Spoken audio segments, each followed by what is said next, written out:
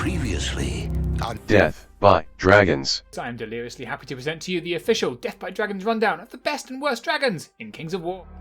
No, God! No, God, please, no! No! No! No! You don't like my definition? Make your own video. Go on, I dare you.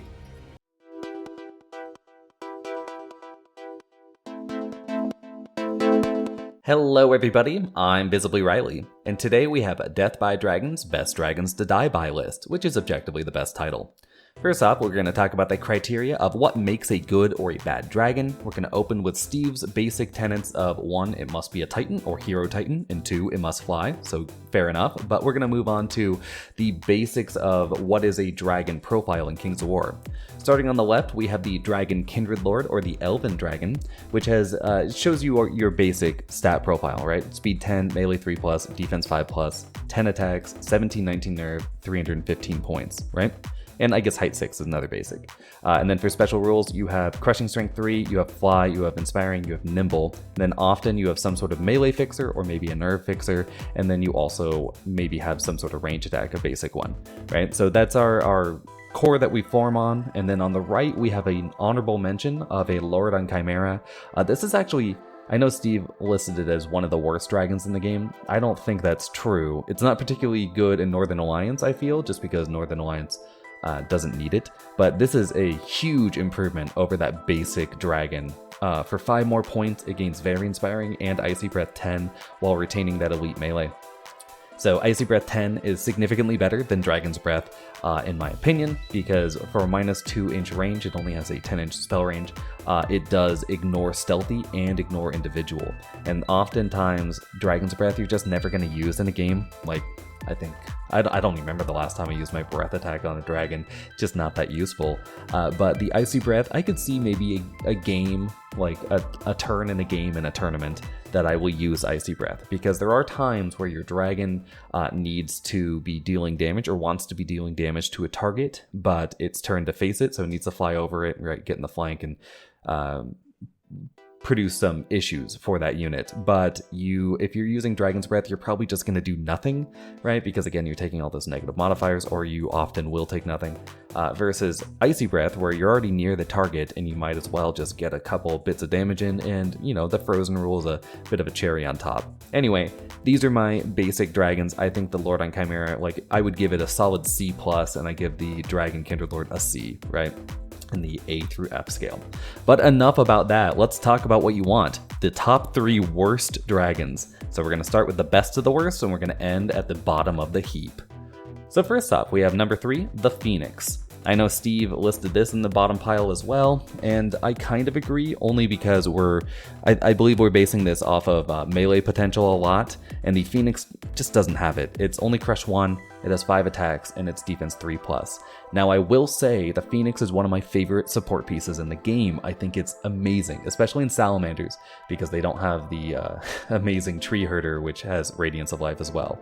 But having Radiance of Life, heal 5 on a big flying piece, right, is just, it's just amazing, right? It heals so much damage off a game, and then on top of it, it does deal damage, right? Fireball 10's okay, Fireball's not the best spell, but again, that being able to fly into a flank, 5 attacks, melee 3+, Crush 1 is enough to swing combats a lot, and still getting that Radiance going. So I think the Phoenix is significantly better than some people think, but I still wouldn't rate it very high in terms of a list just about dragons, especially because it's a bird. So moving forward, we have my number 2 worst dragon, the Archfiend of the Abyss. Now I know Steve specified that he was talking about the Crone Bound, but I don't think it's that big of a difference. First off, Drain Life I think is super overblown, and secondly, it's been nerfed a lot recently with the -1 to its end value, so it's a lot weaker than it was. I will say the Cronebound is significantly better than the base Archfiend, but that's why this one is here instead. I don't think they're that different though. So you lose 1 attack, you lose -1, you take -1/-1 on your nerve, and then you gain Brutal, you gain Fury, right? And Vicious is equal to elite. They're identical mathematically in terms of melee attacks, so that doesn't matter. You do gain Fireball, which is better than Dragon's Breath, but I don't think it's worth losing an attack, and more importantly, losing that nerve, right? Like, I get that it has Fury, but we're gonna see some better dragons later that also have nerve modifiers and are still 17-19. I don't get why this thing's 16-18, especially on a 75 base, on a Titan base, right? It's just insane. Brutal, not good enough, especially because Brutal can be bought with a 10-point item, while there is no 10-point item to get +1 attack. So yeah, this is a bad dragon. I don't think it's bad enough not to field in Forces of the Abyss, but I never would field it. So moving on to the #1 worst dragon in the game, I vote the Supreme Ironcaster on Great Winged Half-Breed.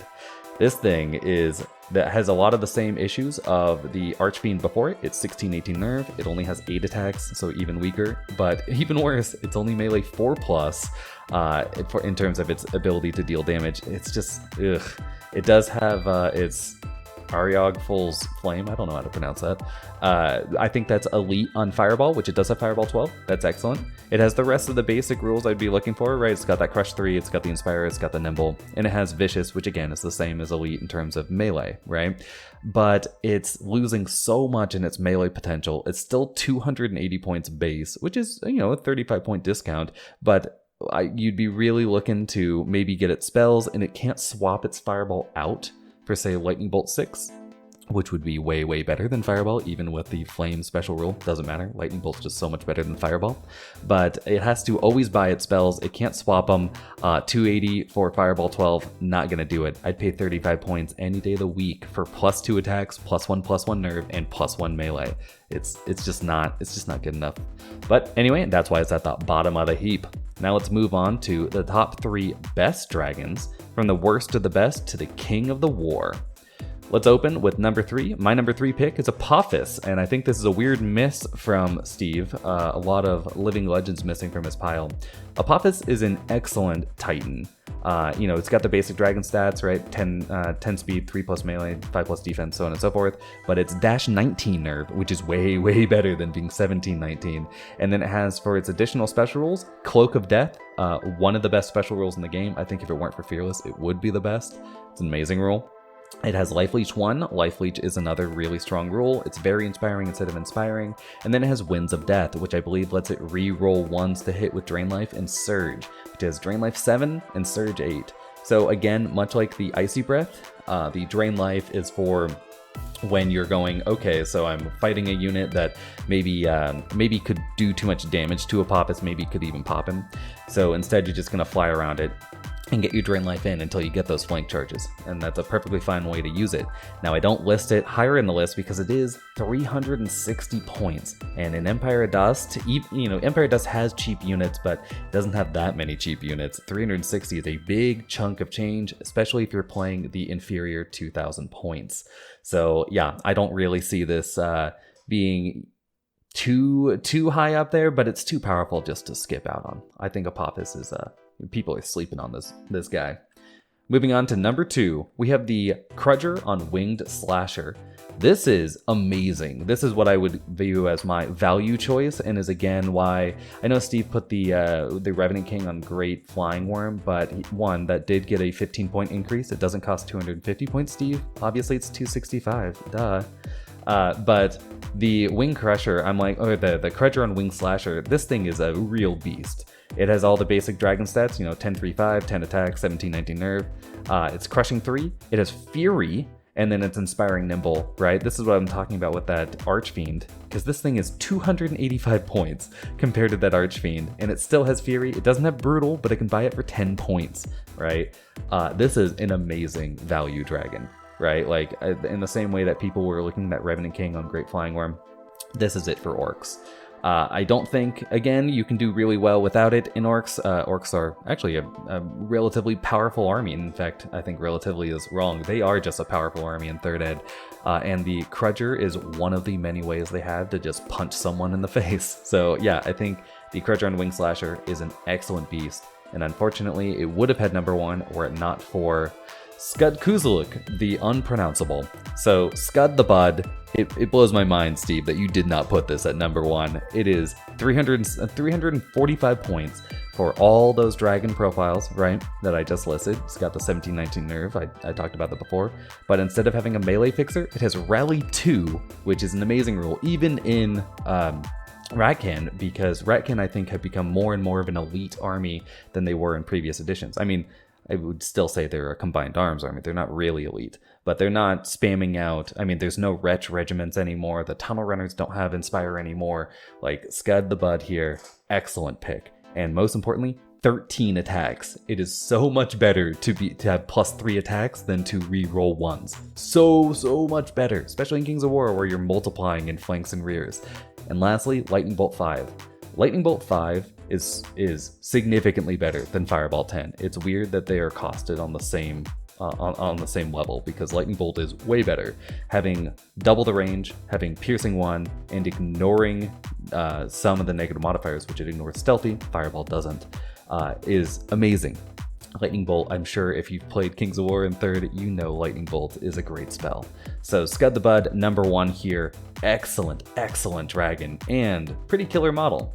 So that's going to do it for our video today. I hope you guys liked it, and if you didn't, feel free to comment below. Remember that my name is Death by Dragons. Put all your hate mail there. All right, later guys.